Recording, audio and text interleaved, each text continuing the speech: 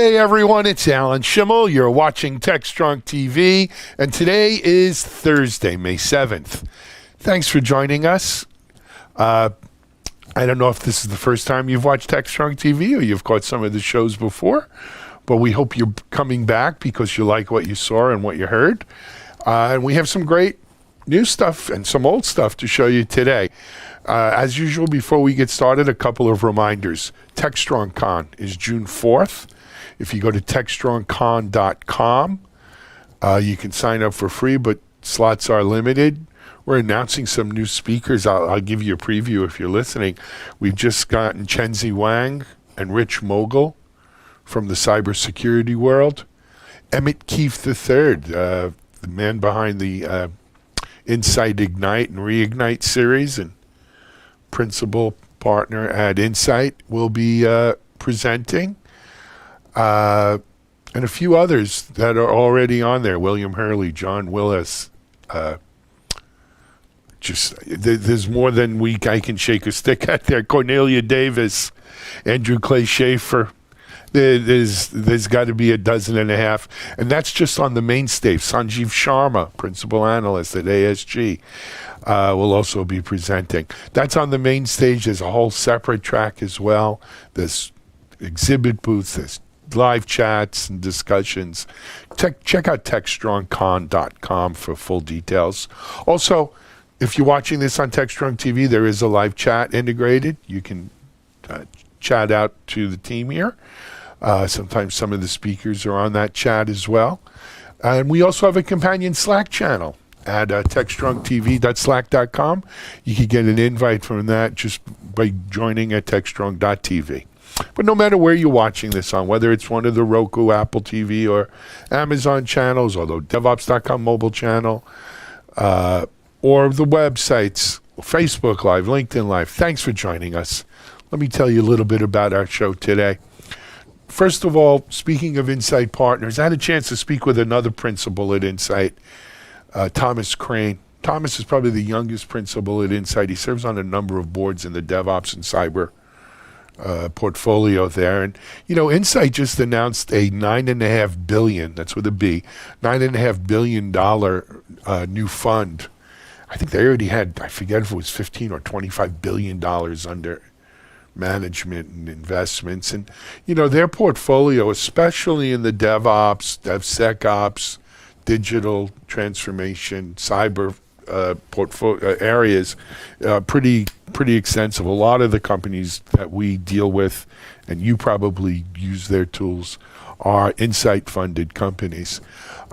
Anyway, Thomas is going to talk to us a little bit about, they've got $9.5 billion to invest. The world's in kind of a shelter in place. What does that mean? What's the outlook for startups, venture-backed startups, and how's the VC community looking at the present circumstances as an investment opportunity, a time to retrench, or what? So Thomas will give us some insight there. No pun intended. After that, I had a good chance to catch up with Richard Lee, who is the CEO of DataWire. And it's funny, I know Richard, as it turns out, and he reminded me from several of his prior companies before becoming CEO at DataWire. And it's good to see, I think in 4 or 5 years now, Richard's really done a great job over there. DataWire, open source commercial versions as well, really plays a lot in the Kubernetes API gateway space. And they've just come out with an integration into the Signal Science WAF, next-gen WAF, which is one of the more advanced WAFs out there. Richard's going to talk to us about that a little bit and what's going on in the whole microservices mesh world. And then I've got something old for you to play. It's not that old. It's from this past end of February, early March, from our DevSecOps Days, DevOps Connect DevSecOps Days event at the RSA conference in San Francisco. And it features one of my favorite speakers on DevSecOps. I think, frankly, he doesn't get enough credit. He does an amazing job with his presentations. He does an even better job at Comcast. It's Larry Mascheroni. Larry is going to talk to us about leading with the transformational power of trust. As I said, it is recorded from our DevSecOps event at RSA conference. I think it was also replayed on our DevSecOps virtual event in March. But it's an excellent presentation. If you haven't seen it, highly, highly recommend it. I'll be back after that with the news, and then we're going to turn things over to our managing editor, Charlene O'Hanlon. Charlene has Todd Weber, CTO Americas at Optiv, and then Rachel Stockton, Senior Director. I'm not quite sure of her company, but she's going to be talking about the psychology of passwords, which is pretty interesting stuff. Then after that, we are heading things over to Mitchell at the Analyst Corner, and Mitchell has some interesting things. I remember now the Charlene interview. Rachel Stockton is a Senior Director Product Marketing at LogMeIn. So these are the people behind GoToWebinar, GoToMeeting, and stuff like that, as well as LogMeIn. And of course, passwords are very, very important to them. Anyway, Mitchell's going to have his Analyst Corner as usual, and then it's Thursday, so it's time for Mike Vizard to give us his channel roundup and sage words of advice. Always good to hear from Mike. And then I'll be back to wrap things up. Sounds like another full show here. Look forward to having you join us. I hope you enjoy it. We're going to take a quick commercial break right now, and we'll be right back. Tech is strong. We may be working from home, but tech goes on. Tech will continue to collaborate. Tech will continue to communicate. Tech is strong. Join us for TechStrong Con, June 4th, 12 hours strong, TechStrong. Featuring John Bacha-Galupe Willis, Shannon Leeks, William Hurley, Jasmine James, Kat Swatell, Cornelia Davis, James Wickett, Courtney Kistler, Damon Edwards. Live Q&A with speakers, exhibit halls, and more. Free, but register before spots fill at techstrongcon.com. Okay, back here in the studio. As I mentioned, our first segment today is with my friend Thomas Crane. First met Thomas, I guess 3 years ago. Tom is a rather young fellow, lives in Brooklyn, New York, went to UPenn, and he, as he informed me when we were recording this segment, he's recently been made a principal at Insight Partners, which is pretty amazing. He's the youngest principal ever there. Insight is a large VC private equity firm. They invest in a lot of companies in DevOps and cyber. Prior to this, Thomas was a VP. He started at Insight right out of UPenn as an intern, and really just a great Horatio Alger story of working hard, getting rewarded, and climbing up the ladder. So good for Thomas. Insight recently closed a $9.8 or $9.5 billion round, something like that, $9+ billion. Huge round, a huge fund that they will be, of course, investing in this space. And Thomas talks to us about what's the outlook right now for venture-backed startups. What's the strategy? Are they retrenching? Are they spending? Are they kind of running in place, holding pattern? And how are VCs looking at this? Are they reevaluating valuations? Are they looking to expand investment, pull back? Thomas gives us the view at Insight, or the insight at Insight, we might say. And I think you'll find this one interesting. This is Digital Anarchist. Hey, everyone. Our next guest is my friend Thomas Crane from Insight Partners, Insight Venture. Thomas, welcome. How are you? Thanks, Alan. Great to be here. Doing well. Dialing to you from one of the COVID capitals of the world, I guess, New York City. So I think it's the COVID capital of the world, unfortunately. But it is what it is. Thomas, the last time we spoke, I don't know if it was one of the JFrog events or another KubeCon or Swamp Up, and you were at the time a VP there, and now you inform me you're now a principal at Insight. yeah, I think one of Insight's youngest. Just speaks to the upward mobility. They really trust us to kind of go out there and be the tip of the spear for our investment team. So it's been a great experience, a great ride so far. Well, it has, and I mean, you and I know each other and speak. I know the companies you're involved with.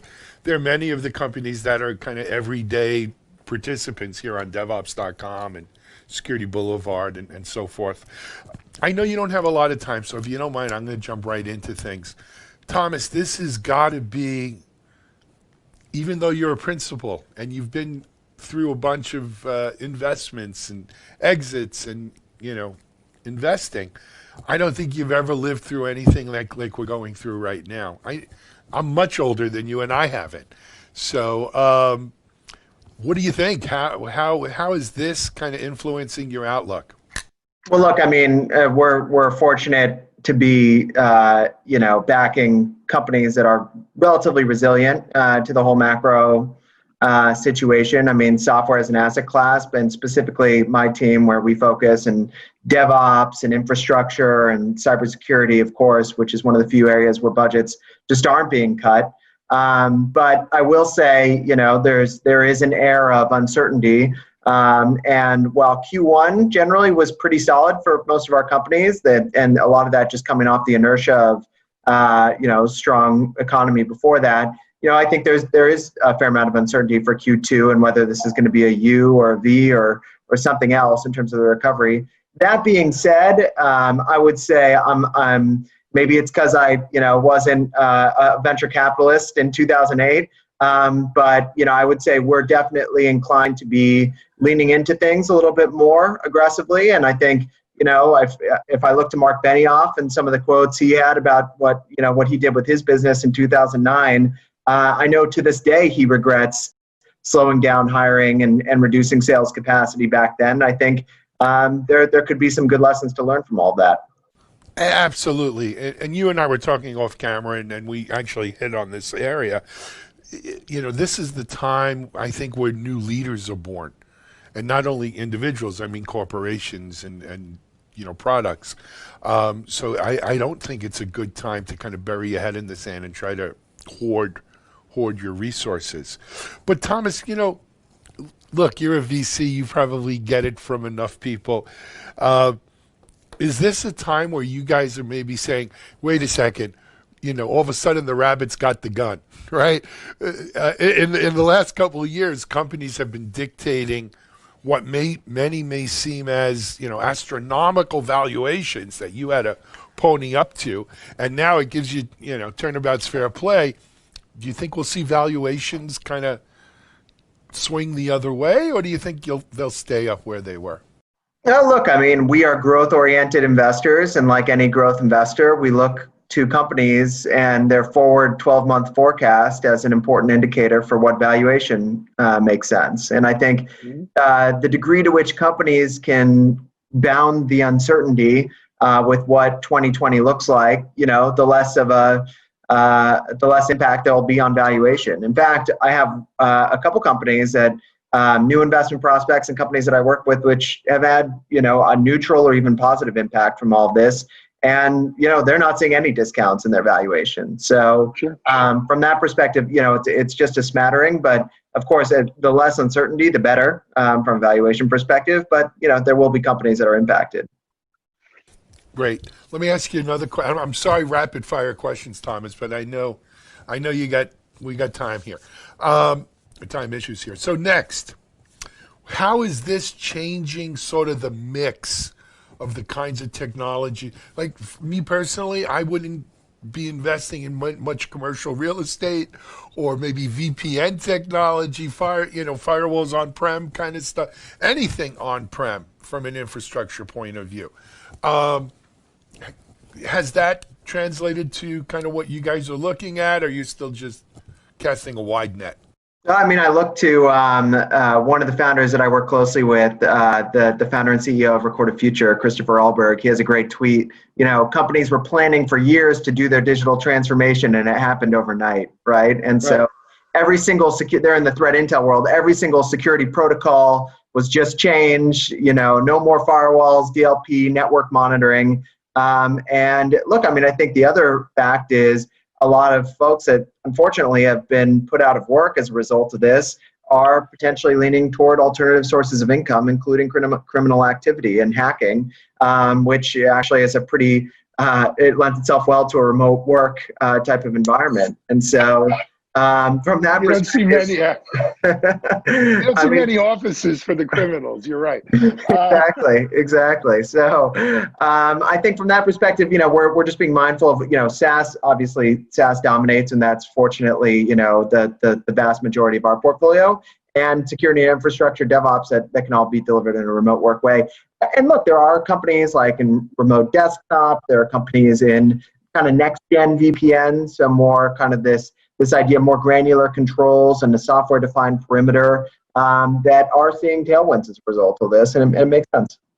I agree with you 100%. So, Thomas, another kind of, and I actually have seen this, because I went through the dot-com bubble and the dot-com bubble burst, and then, of course, 08 and 09, the recession.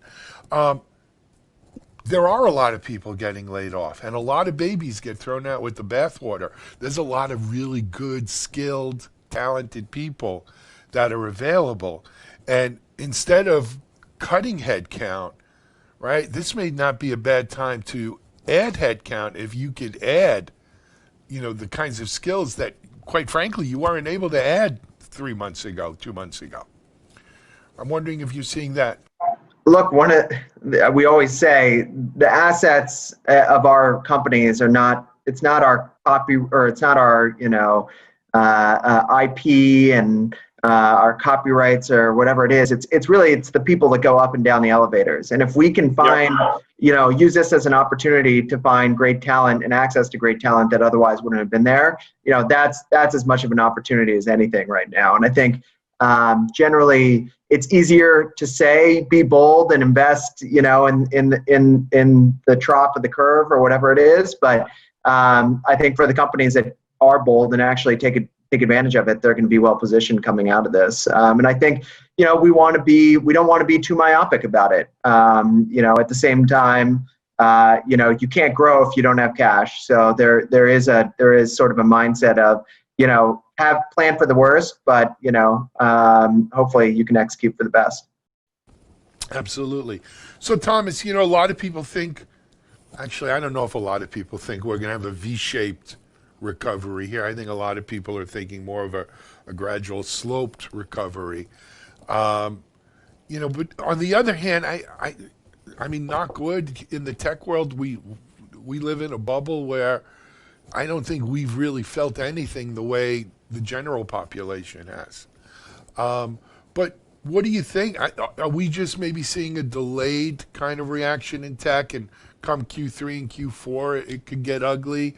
Or do you think, we'll ride this through and continue trending up or recovering, whatever you want to? There's going to be a smattering of different results, and I think you saw it in some of the earnings reports that came out for public tech stocks, which are really buoying the overall economy right now, or at least the stock market, I should say.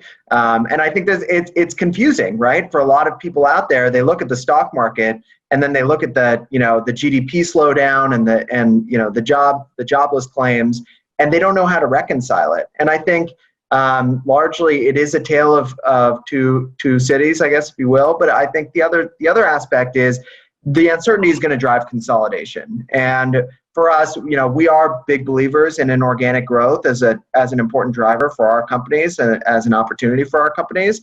And I think framing this as not as an exit, and it's not like you're admitting defeat, but an opportunity to actually be a part of something bigger that can then go and hopefully have a 1 + 1 = 3 kind of outcome long term. And look, that's a beauty of our asset class. I mean, we just announced earlier this month that we had closed a new fund. Private equity is pretty resilient in terms of just our immunity to macro shocks, and as a result, coming to our companies and being part of a 5 to 8 year kind of outlook, there is a lot of stability in that, and I think it's a pretty attractive proposition for companies that might not have gotten to the critical scale needed to weather the storm. And I think you'll see this a lot too in the economy. There are companies that are going to be well positioned and that already are well positioned. I mean, look at some of the cloud companies and what the growth that's being driven there as a result of all of this.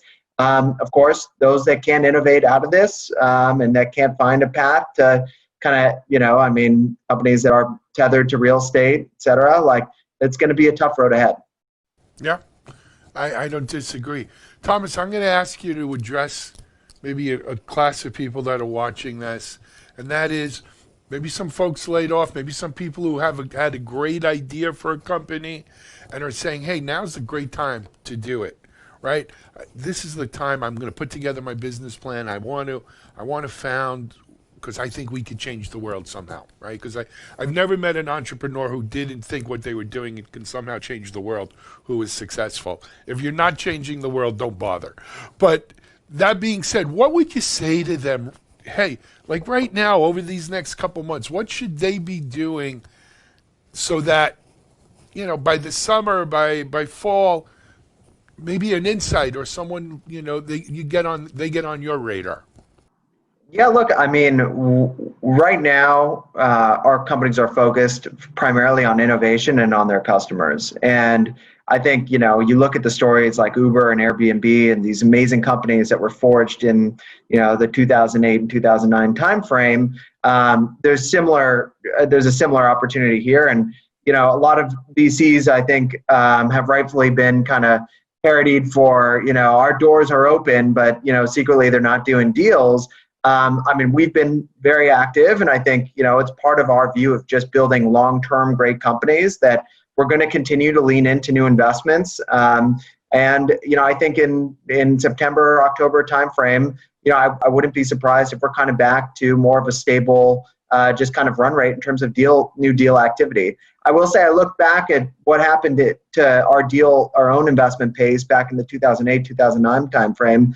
And while it did slow down a little bit, our first 5 investments coming out of the curve were some of our best at that vintage. So I think it's informative to look at, coming out of the curve, some of the best companies and investments are likely to happen. I agree with you. I think now is the time to innovate. Now is the time to try new things. I don't care whether it's a startup, a French startup, a venture-backed, company that's already venture-backed, or even a public company. Now's a great time to pull out the stops and see what sticks out there. If you are in that privileged position that you can raise kind of insurance capital, call it right now at a reasonable valuation, I think some of our companies are thinking that's, not a bad idea. And we're seeing kind of investment conversations come about that way as well. I was interviewing the CEO of it's kind of a roll-up in the Devops space, newly renamed, and we'll leave it at that. And they were saying that the word they got from their PE, backer or investor was, hey, right now cash is king. Go out and find 5 or 6 more companies to roll in here, right? Because they're going to. Cash is king. Maybe you can get a favorable deal on it from companies who maybe don't have the cash to maybe see through a short term, or we're looking for an exit anyway. Frankly, what do you think about that strategy? You advising companies to be on the lookout, your portfolio companies to be on the lookout for potential acquisitions? Look, we're always big believers in M&A. I think, again, because we have a longer term outlook and our view is, once you build critical scale, that creates scarcity value. That just means you'll be able to command more of a market premium at an exit. That value prop to a smaller company, that the road of an exit or the road to liquidity might not be as straightforward if you're not kind of at that critical mass. It actually makes sense to kind of, get onto a bigger platform. I definitely think now with the uncertainty, it's probably a potentially more attractive value prop, and we are looking for those opportunities. But I think it's important not to be opportunistic. These companies need to make sense together in a way that the products need to tie together in an intelligent way that makes sense to the market. So while we're always lesson I learned. You could take 2 pounds of crap, or you can have 5 pounds of crap, but at the end of the day, it's crap. We try to avoid that. I hear you. Anyway, Thomas, I want to be respectful of your time. We're at the top of the hour. And so first of all, hey, man, thanks for coming on. It's good to see you. It's good to see you healthy and well. Stay that way. And I hope we can see you at a conference in person soon, for all of our sakes. Alan, thanks so much. It's always a pleasure to chat with you, and I look forward to seeing you hopefully in person very soon. Absolutely. Thomas Crane, principal at Insight Partners. Hey, Matt Thomas, thanks a lot. Congratulations. This is Alan Schimmel on TechStrong TV. We're going to be right back with our next guest.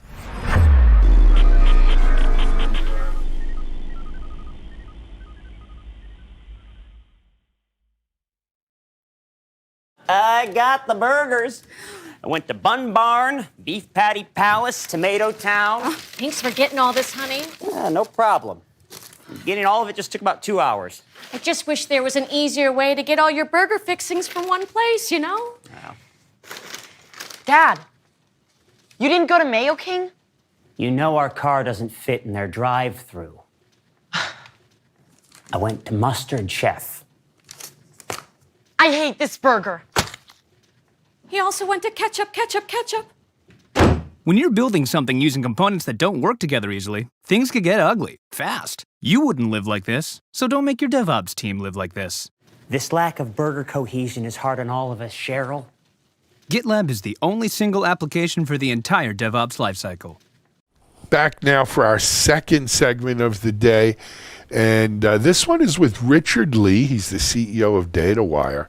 And again, on my entrepreneurial theme for today, you heard from Thomas, startups, what's going on. Richard is a gentleman I first met in the DevOps spaces 6 years ago, maybe more, 5 years ago. And, he went from working for some of the better DevOps companies to becoming the CEO of his own company, DataWire. And they pursued, sort of that classic open source business model where you have an open source project with enterprise functionality on top of it. And they've really been doing great things at DataWire. They play in security, service mesh, microservices, Kubernetes. They recently came out with a new integration for their Ambassador Edge product line that integrates into the Signal Sciences next-gen WAF. Now, Signal Sciences WAF is probably industry leading technology, and there's a powerful combination now of taking a next-gen WAF and marrying it with a Kubernetes API gateway to enhance the capability of what you're doing there. If you're into DevSecOps, if you're into Kubernetes and container and cloud native security, I think you'll find this really interesting. So here's my interview with Richard Lee, CEO of DataWire. This is Digital Anarchist. Hey everyone, thanks for joining us for this next session here on TechStrong TV. Our guest today is Richard Lee, who is the CEO of DataWise, and he's going to talk to us about a new Ambassador Edge Stack integration. Richard, welcome to TechStrong TV. Thanks for having me, Alan. It's a pleasure. So Richard, as we were talking off camera, you've been in the security industry a while, worked with some fairly popular, successful security companies, and you're now the CEO of DataWise, correct? That's right. Yep. So, Alan, I've been working in security for about 10 years, and then about 5 years ago, I left the security space and wanted to move into the DevOps space to start DataWire. Just got a little too tired of all the parties at RSA, and I decided to try to find a new set of parties to go to. So first of all, I apologize. I think I said DataWise and not DataWire. Let me make it clear. It's Richard Lee from DataWire. But, Richard, not dissimilar to my own journey, right? Where actually about 7-8 years ago, I came under the influence of DevOps, but because I was doing it because I thought it was the best thing for security, truth be told. But I also found a lot of good parties in the DevOps space as well, back when we used to go to parties anyway. Yeah. So Rich, I don't know if we've ever introduced our audience to DataWire, though. Why don't you give us a little background? Yeah, so we started about 5 years ago, focused around microservices and Kubernetes. So our view was that there was a new wave of application architecture coming called microservices. We felt that Kubernetes was the foundation of that. And as we looked at that space, we thought, wow, there's a lot of things that are really changing around how you actually build these cloud native applications with microservices and Kubernetes. And so we started to explore and build infrastructure software to help organizations accelerate their adoption of cloud native technologies. So, you know, a few years later, here we are. We've got thousands of customers around the world. We're open source, and we also have a thriving commercial business where some of the open source users decide they want commercial support or additional value from our enterprise edition. And that's more the rule than the exception, right? In the cloud native world, in this new world, I call it the democratization of IT, Richard, right? Where people are choosing with their wallets, their feet, and their fingers, open source solutions, and it's not from selling it down from the CIO down, it's from the engineers up, who you get the software in their hands, and if they like it, they decide this is great, but I do need an enterprise class solution. I do need enterprise class support. I do want more feature sets than maybe just the open source version comes with, and it's become, for a long time, right, Richard, you're in this business a long time, people were like, well, Red Hat's the only open source company that's been successful. Well, certainly we've seen a whole trainload of companies following what I call this democratization of IT model to great success. So that's great. But it sounds like you, like me, got pulled back into the security piece of it as well, huh? Yeah, absolutely. Yeah, because one of the things that we found is that as organizations started adopting microservices and Kubernetes, and they started moving more and more workloads into production, one of the questions they had very naturally was, okay, this is all great. It's faster. I can see that I'm saving money. What about security, right? So, and so if you look at both our open source and our enterprise product, one of the key differences between the products is the enterprise product has security features that are not available in our open source edition. And that's one of the key reasons, key drivers of our commercial business. Sure. So, and I'm not here to second guess you, Richard, but why isn't there security or more security in the open source edition? Well, so there is security in the open source edition. I think the key for us in the enterprise edition is security really requires you to integrate with a lot of other pieces of software in your ecosystem. So if you want to build your own authentication system, for example, in our open source, you're more than welcome to do that. And we have companies that do that. If you want to actually integrate with Active Directory in a secure way, you can also write your own code to do that. But we found that by and large, enterprises prefer for us to do that because it's just not their core competency. So, Makes sense. So we actually provide security updates for free to both our open source and enterprise editions on the same SLA. We provide TLS security, a whole host of security features, but really in those integrations, those are where our enterprise edition really, where we make a lot of investment in the enterprise edition. And that's also where Signal Sciences is part of that story now today too. Yep. So let's jump into actually it was yesterday's story. You put out the press release yesterday that you guys have done some integration work with the Signal Science Next Gen WAF with the Ambassador Edge Stack. So let's start off. What is the Ambassador Edge Stack, Richard? So the Ambassador Edge Stack is a Kubernetes native API gateway. So when you're in Kubernetes, you typically these days deploy your application as a set of microservices that you expose on the internet. And so the API gateway is a central point where all your traffic flows through the API gateway before it sends it onto your services. So it's a very natural point for controlling network access to your services. And so we include things like authentication and rate limiting, and now with Signal Sciences, a state-of-the-art web application firewall integration. Excellent. Now, so I see the obvious reason to integrate with a WAF. Why Signal Sciences? Well, honestly, we're a big fan of their technology. The founders know a lot about the pros and perils of past web application firewalls. And the other thing is our customer base has been asking for it. So we have a large cohort of enterprise customers that overlap with Signal Sciences enterprise customer base. And so our enterprise customers really asked us to do a strong integration because they're moving to Kubernetes and also want a state-of-the-art WAF. Makes good sense. So, yeah, in my day, I've done a few integrations and OEM and partner deals and channel deals and so forth. Talk to me about now how is this being put out to market? If you already have a Signal Sciences WAF, you could add the Ambassador Edge stack, or is it the other way around, or you got to buy them concurrently? What's the deal here? Yeah, so it's a business and technology partnership.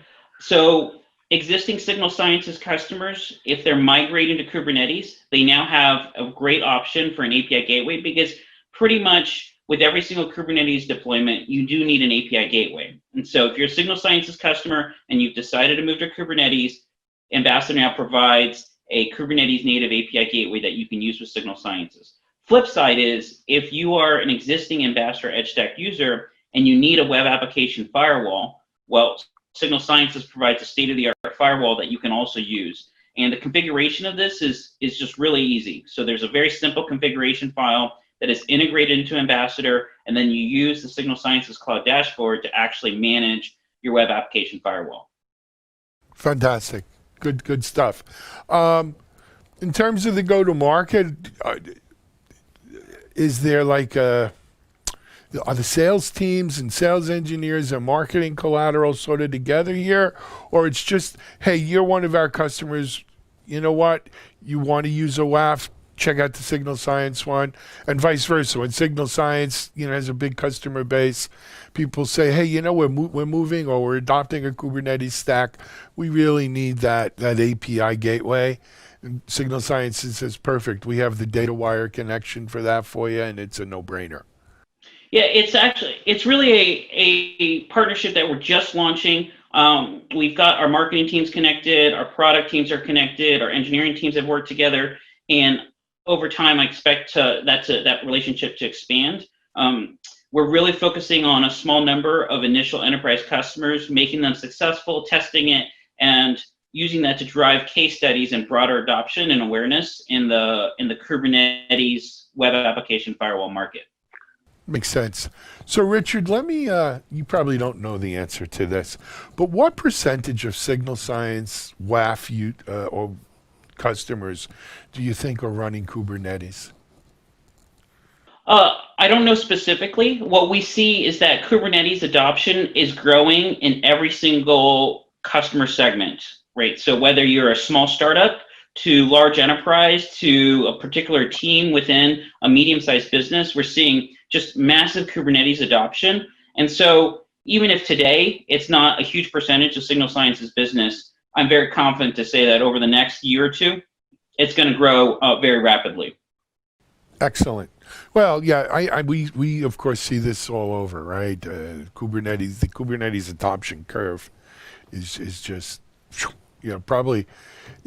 So I lived through, and you did too, Richard, the adoption curve around hypervisors, right? Early 2000s, and then by 2005 with the cloud took off. I would venture to say that Kubernetes adoption is light years faster than even the hypervisor adoption, which by itself seemed like it was overnight. Everyone was running virtual. Alan, I think you're exactly right. I think that what has been surprising to me about Kubernetes isn't so much that the hot young startups have been really aggressive around adopting Kubernetes, but a lot of our customers are really what I consider to be not exactly the most state-of-the-art IT organizations. We have customers who are power operators, right, and banks and organizations that you typically associate with more conservative technology choices, and they're really actually being pretty aggressive around their Kubernetes rollout. One of my favorites is actually a state prison system actually runs Kubernetes and our software. So you never knew that a prison system would run state-of-the-art Kubernetes. Yeah, a whole new kind of mesh. But Richard, when you think about it, that's not unlike DevOps itself, right? When I think back to when I first launched Devops.com, and there used to be these huge kind of philosophical arguments around, well, is DevOps for enterprises or is it for startups, right? And is there a difference between DevOps at the startup versus DevOps at the enterprise? And, who would adopt it? Is it a unicorn thing, or is it, for the horses, as Gene Kim had said? And, clearly, my 6+ years of running DevOps.com, Richard, I've learned that everyone adopts DevOps. Old school, Her Majesty's Tax Service and the South African Revenue Service and banks and fintechs like mad are, it's DevOps or die for them in order to remain competitive. So I think we're seeing the same thing with Kubernetes, and I would add and ask you about this, with this whole COVID thing.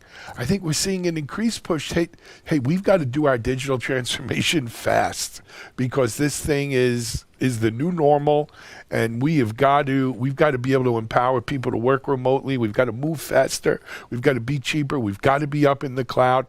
And if you're going to move to the cloud, don't move to the 2005 cloud. Move to the stack that's ruling today, no? Absolutely. Yeah, and we see that, obviously COVID is a very serious situation affecting everyone on the planet. And but what we can say is that our customers, they're still moving forward with all their projects because, in fact, some of those projects have actually accelerated simply because they see them actually as strategic to enabling the business to really thrive in this kind of environment. Oh, I agree. And again, the rich get richer, the poor get poorer, Richard, right? And I think companies that were already on Kubernetes or in the process of moving to Kubernetes are accelerating, even during this craziness. Their people are able to work more. They're recognizing their business goals. Where companies, I think, who were maybe talking about doing it 2 years from now or didn't really have definitive plans are kind of stuck in the cement, right? And they can't innovate.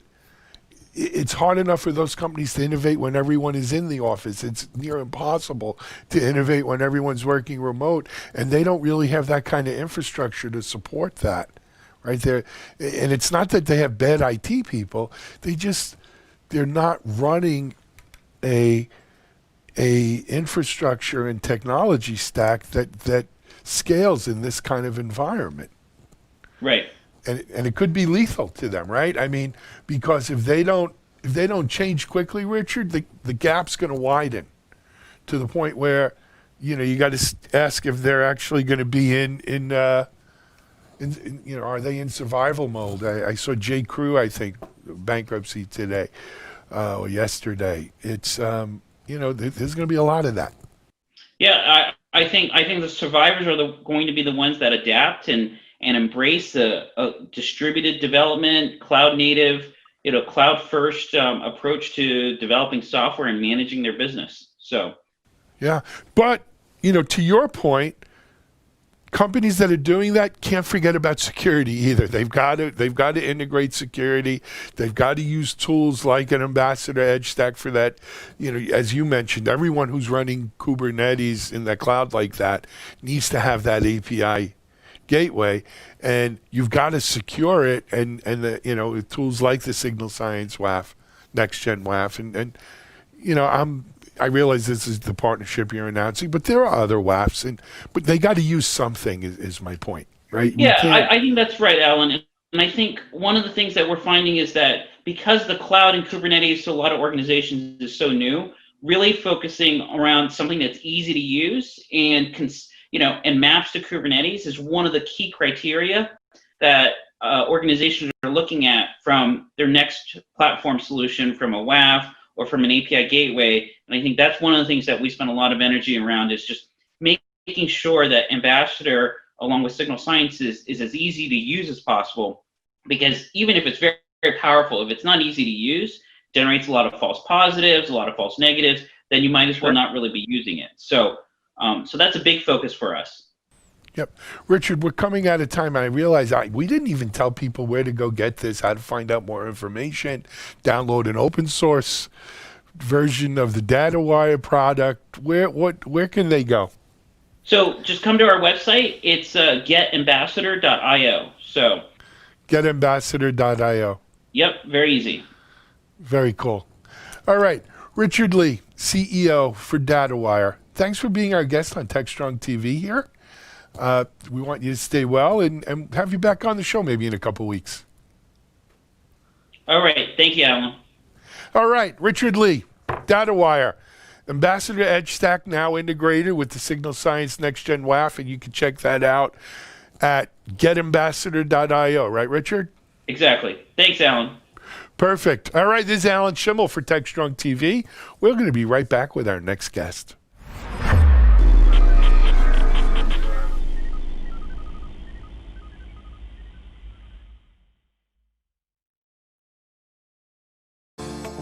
Disruption is occurring across every aspect of IT. Open source, cloud services, DevOps, and cloud-native software architectures are democratizing IT and radically transforming how business is done. The old ways of creating software and doing IT are being replaced with agile, flexible, faster, and cheaper methods, benefiting vendors and users alike. Accelerated Strategies Group is out to democratize access of industry expertise and knowledge.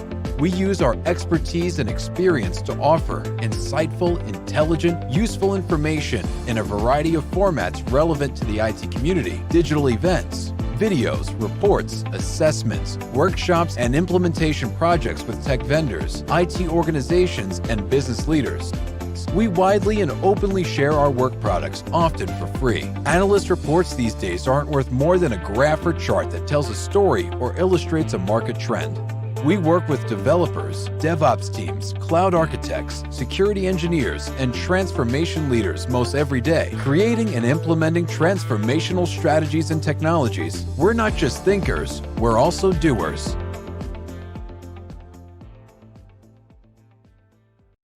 Okay, back here in the studio. As I mentioned, our something old for today comes to us from our RSA DevOps Connect DevSecOps Days event. Recently held in San Francisco around February 24th, actually. The segment I'm going to show you now is Larry Marcaroni from Comcast. Frankly, Larry doesn't get enough credit. He just does an amazing job of presenting. He's also doing an amazing job with the Comcast folks. This is the presentation.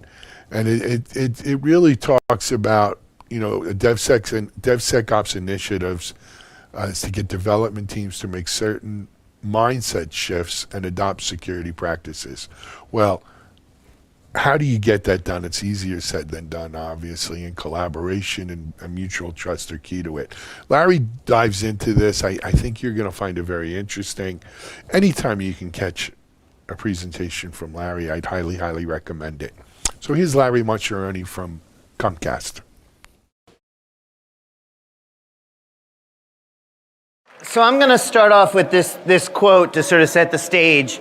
Only 21% of companies believe that their organization has the right processes, collaboration, trust to actually accomplish this collaboration between development and ops and security. And so trust is a big element of pulling this off, and very few companies feel like they have enough trust between them. So tell me if this sounds familiar to you. The engineering department, well, Ross said it earlier if you were in the room, the security group says, hey, those engineers, they're just putting crap out there. That's going to get us hacked. We can't trust them, right? And then the engineers are like, well, the security people don't understand all of the other things we have going on, and that our success as a company, it depends on us being able to ship features, and I can't steal all my velocity to do these things that you're asking. And most of them don't even make sense in our environment, or we don't understand them well enough for them to make sense, possibly, is what's going on there. So that's what this talk is about, is how you as leaders can get over that hump and actually establish trust between security and engineering. Before I get too much into that, let me give you a little bit about my background. Graduated from Virginia Tech with an electrical computer engineering degree. Any Hokies in the room? No Hokies. Oh, get out of here. That's UVA. Who was that? Oh, okay. I'll keep an eye on you as we go. So Virginia Tech, Virginia, UVA, big rivalry school. So that's what he shouted out there. I started my first business while I was still an undergrad there, doing factory floor automation, process controls. We wrote software that did turbine power generation controls. So we were actually in the chain of about 60% of the world's power generation. If there were vulnerabilities in our software, the bad guys could exploit it and possibly bring down the world's power grid. So we got really good at producing software that was essentially vulnerability free. Carnegie Mellon got wind of this idea and this concept, invited me, actually helped me sell out my business interests and go to Carnegie Mellon. And the reason I left my business to go to Carnegie Mellon is that they offered me an opportunity to essentially change the world with this idea of building security in. And so we launched the Build Security In initiative at Carnegie Mellon. Myself, my now CISO at Comcast, Newper Davis, and a gentleman from industry named Gary McGraw. And we fundamentally failed. We fundamentally failed to change developer behavior. Our concept was that developers needed to take ownership of the problem, and we were too early to the game. The security folks were not going to let it go. They had the budget. They didn't trust the engineers, and the engineers just, they're like, we have a lot else on our plate. We're not going to pick that up. So it really went nowhere. I left Carnegie Mellon, went to go work for Rally Software. And the reason I did that is that I realized that the Agile transformation movement sort of posed the opportunity to actually make this possibly happen.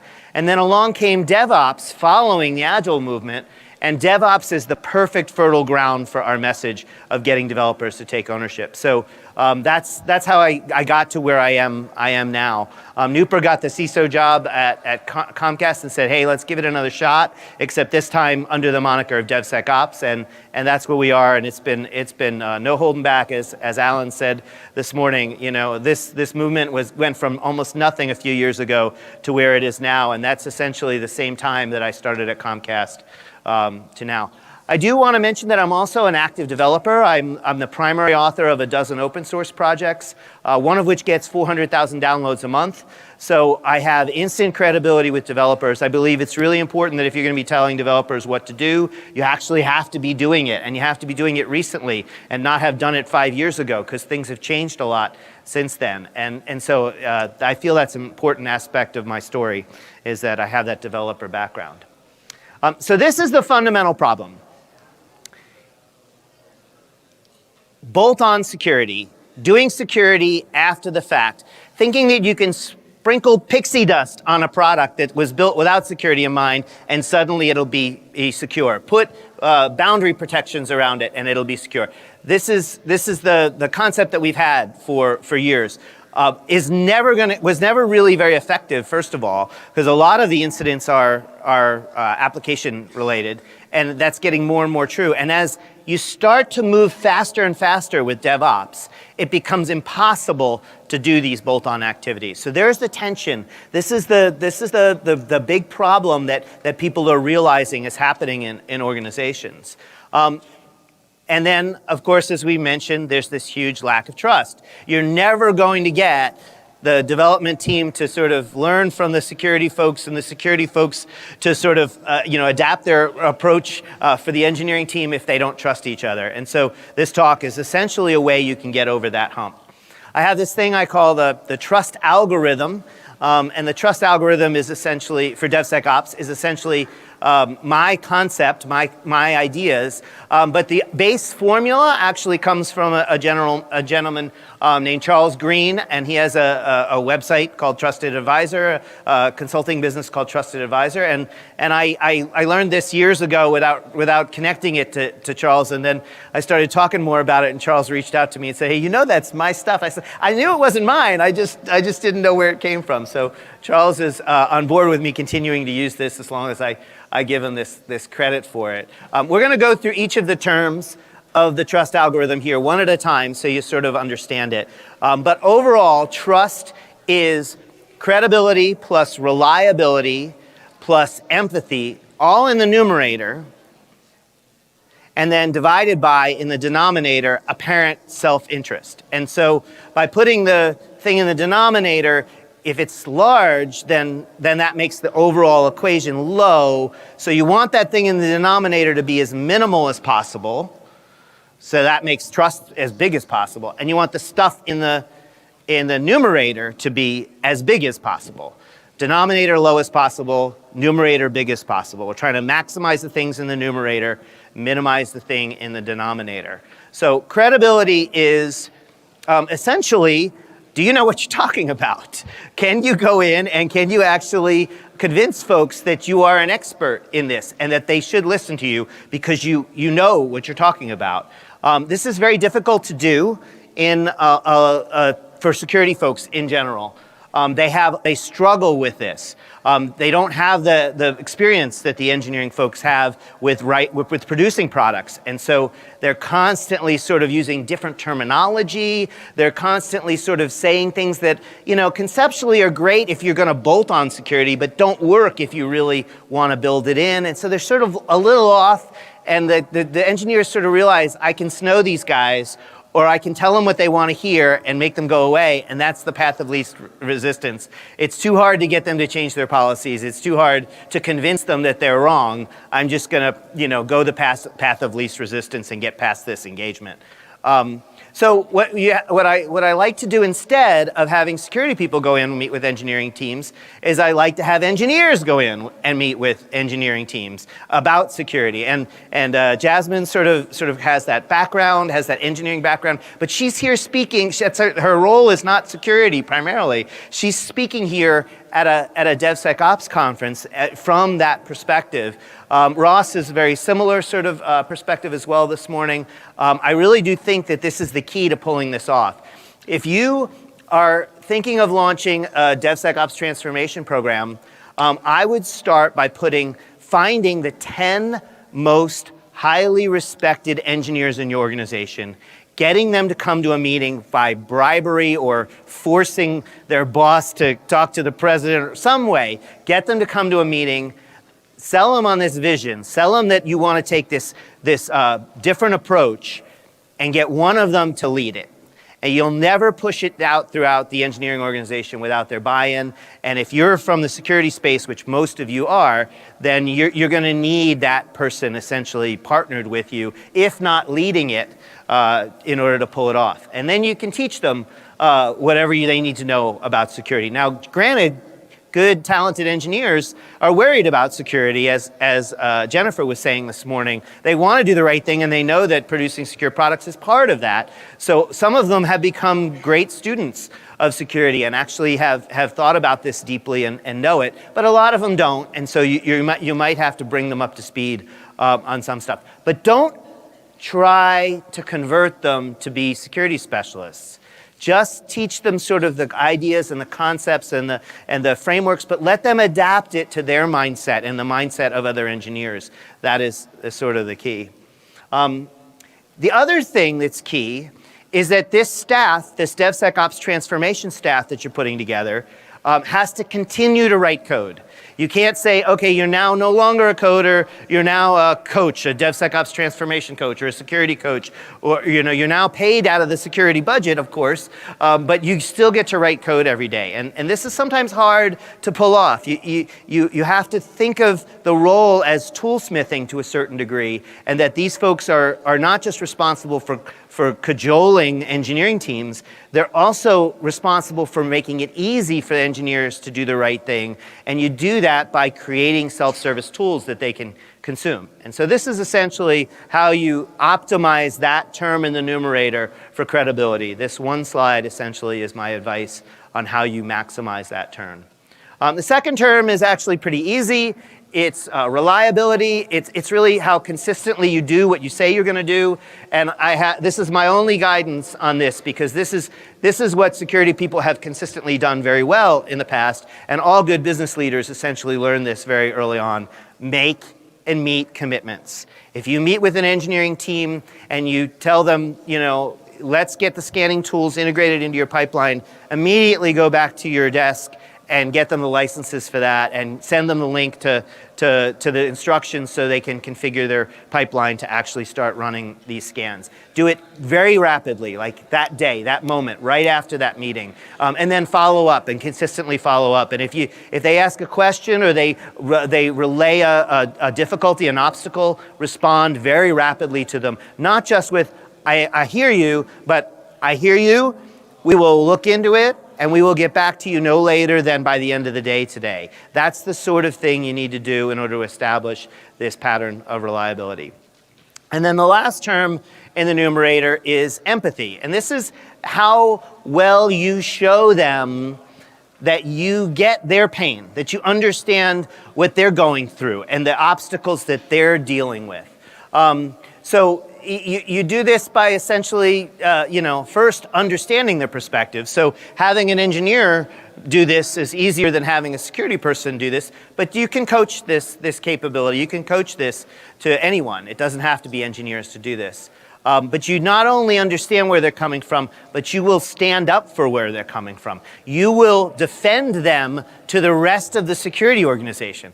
Now, the first time I do that for a client, an internal client of ours, they are now my fans forever. They will help me spread throughout the rest of the organization. If I go to bat for them and get an exception, because I really am convinced that they understand the risk and they actually have a way of addressing that risk that doesn't match the mental model of the security people, doesn't match what the policy says, but actually does an effective job of that, they love it. That is a way to show empathy is that you'll defend it. So this quote from Nelson Mandela is also something that I coach to. It's a little obscure when you think about it, when you just read it, I should say. Where you stand depends on where you sit. And the idea here is that you can't really stand up for someone else if you've never sat where they sit, if you've never experienced the pain that they've experienced. So sit with the development teams, literally sit with them. Spend a half a day just sort of going through what they're doing. Ask them to invite you to their planning meeting. Understand their process, understand their perspective. Engage with them about their the use of pull requests and code reviews, et cetera, and try to sort of show that you really get where they're coming from. So it's kind of funny because this morning I was listening to all the other talks, and I realized that like half of the things that are on this slide came out in this morning's session. So this will be sort of a refresher course for you. But this is the most powerful slide in my deck, and I'm going to spoon feed it to you. So wait, I'll pause at the end, see if you want to take a picture. I'll give you a chance to do that. Some of you guys are doing this. By the way, I've uploaded the slides. So wherever they're available from this event, you should be able to download them. So don't worry about taking pictures if you don't want. But first of all, this is a pledge that I have gotten the entire 450-person security organization to sign off on. It took me about a year and a half, and we had to tweak it quite a bit to get this to happen because they pushed back on this to a large degree. And I probably never would have gotten it pulled off if the CISO weren't firmly behind it. But it starts with, we trust you. We trust that, as Jennifer said earlier, you want to do the right thing. And you're aware of what that is for the most part in general terms. We also trust that you're closer to the business context and you will make trade-off decisions. You have authority to make trade-off decisions. We trust that you will make good trade-off decisions, even if that means accepting security risk in order to mitigate some business risk that's more appropriate for your context. There's a really great story of this at Comcast.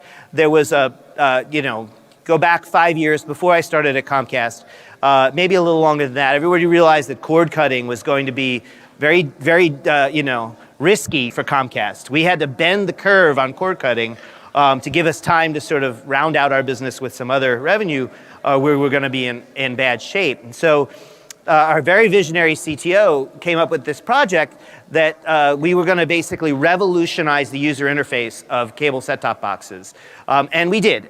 That product was a X1 box, huge success. It's won 3 Emmy Awards. It's the only user interface to win any Emmy Awards, and we've won 3 Emmy Awards for that user interface.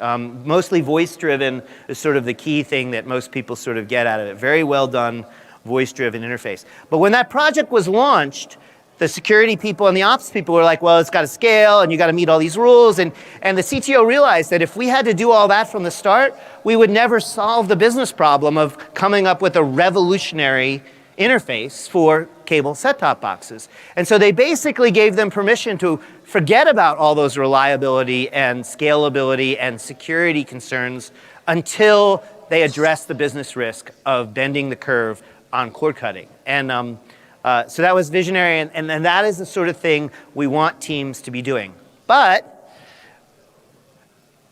we want you to have all the information to make sure those trade-offs are well informed, that they're not just, I don't feel like doing that, that you understand that this is a better investment and this is a lower risk, and you want to make that decision. So we pledge to make sure you have access to all that information so it's well formed. And more importantly, we pledge to do the toolsmithing, to lower the cost and effort so that doing the right thing is the easiest thing to do. And that it's the path of, we try to make it the path of least resistance. And this is our role now, is we are no longer gatekeepers, we're no longer the police, we're no longer the auditors. We are, this is the last little slide up bullet so you can start taking pictures. We're no longer the gatekeepers, rather we're now toolsmiths and advisors, and that is the way we coach our staff to be. It's, somebody comes onto my staff and they have about 3 weeks of sort of saying the wrong thing, so they frequently are like, well, we have to police them, something that makes me think they think we have to police them. And I jump on them politely and privately, and the other teammates correct them. But if they don't get over that hump after about 3 weeks, I'm like, this is not going to work. If you think of our role as policing, you're not going to make it on my team. We have to be the guys they want to reach out to. We cannot be the guys they want to hide from and run from, or we'll never accomplish the vision that we're trying to do. So that leads us to the denominator. The last term, we want to minimize the denominator. That would maximize the trust, and that's apparent self-interest. So how obvious it is to the person you're working with that you're doing this for your own benefit rather than their benefit. You want this to be low. This is never zero. I wouldn't be engaged with the engineering teams if I didn't have a goal of actually changing their behavior.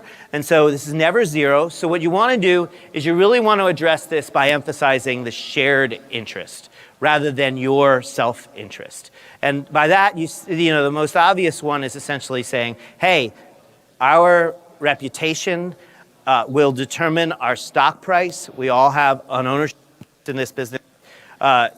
We should all worry about this problem. That's an example of how you emphasize shared interest and get away from self-interest. And you can also do this by basically saying, these are your goals. We know you want to produce excellent products. We're here to help you do that. And excellent products, the definition of that, it includes security. They're your goals. We're trying to help you with your goals. Essentially, that sort of language, saying you, or us, and never saying me. That's definitely the way we want to sort of accomplish this. Let me check my time here. So I have 4 minutes. Yeah. So I've got some more slides that sort of talk about how this plays out in practice at Comcast. I'm going to skip through these pretty quickly. This is my definition of DevOps and DevSecOps. I sort of have a love-hate relationship with the term DevSecOps because I think if you're doing DevOps right, then the security part comes along with it. I think that's, I see you, I was guessing you would nod to that before I looked over, and Jasmine is definitely nodding to that as well. So this is my way of sort of representing that, and it really rings true. We have this progression of maturity from thoughts to words, to actions, to culture for every practice. There's 45 practices in the overall framework, but there's 11 that we focus teams on. So we literally sit down with the engineering team and we walk through this table of 45 things. And we might only get to the first 11. The ones in the upper left corner are the most important ones. And we ask them to assess themselves. Are you at the thoughts level of this? Are you at the words level of this, meaning you're making plans to adopt this practice? Are you at the actions level of this, meaning you've partially adopted this practice? Or is this your culture? Is this the way you essentially always do it? Thoughts to words to actions to culture. And then at the end of this session, we ask them to pick one, maybe two, maybe three things that are not this darkest shade of green to turn one shade of green darker in the next 90 days. And then we track that. We track to see how accurately do this. This is how we coach. We use this framework to coach development teams. They love it. The reaction is very positive. And it's a self-assessment. If they say they're at culture for it, they're not going to lie, we found. They don't want to lie, especially when you have the whole development team in there instead of just one manager. And that's the requirement for these sessions, these facilitated self-sessions. But they get to set the level at whatever they think they are. We help them sort of define what that is to be at culture for that practice and let them ask questions. But then we do this. We also roll this up for management. So this is a view for the whole organization of all 11 practices, and then we trend it over time. This top line goes up here when we find new development teams. The white area goes up when we do a facilitated self-assessment for those teams, and then these green areas go up as they adopt those practices. And so the slopes of those lines are essentially how I tell whether the part of the organization is on the right track or not on the right track. And all of our metrics for our transformation program are geared off of the slope. Primarily this year is geared off of the slope of this culture line, as I'll explain. These are some quotes. I have this sort of pithy thing about the role of security folks changing, but I'm running out of time, so I'm gonna shift gears here real quick and tease my talk on Wednesday a little bit. So it's done in the style of a pulp fiction detective novel, Dick Tracy. And so this is the opening skit. So if you come on Wednesday to this talk, which I'm asking you to come, the whole talk is done in a little pithy sort of style, but this is the opening skit. You'll have to sit through it twice here for this. So imagine Dick Tracy sitting behind his desk. The door opens.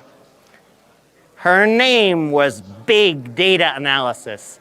And I knew she was trouble when she walked through my door, but I couldn't send her packing because she was just trying to help me out with my gal, the truth. You see, my gal, the truth, and we were going through a bit of a rough patch.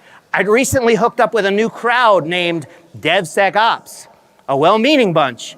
But there were a few guys in this crowd named Anecdote and Folklore and Intuition and Consulting Expertise. And my gal, the truth, she wasn't always kind to these guys. So Big Data Analysis, she was going to help me out with this. She was going to show where my new friends were right. But that wasn't going to be good enough for my gal, the truth. She was also going to show where they were wrong. And that's where the trouble began. So stick around and I'll tell you our story. But if you're the type that doesn't like to have your beliefs challenged with data, then you better beat it, kid, because my gal, the truth, she's a beauty, but she ain't always kind. So thank you. Right now, software is more important than ever. It is powering the online services enabling teams to connect, collaborate, and work remotely, and allowing innovation to continue to get to market rapidly.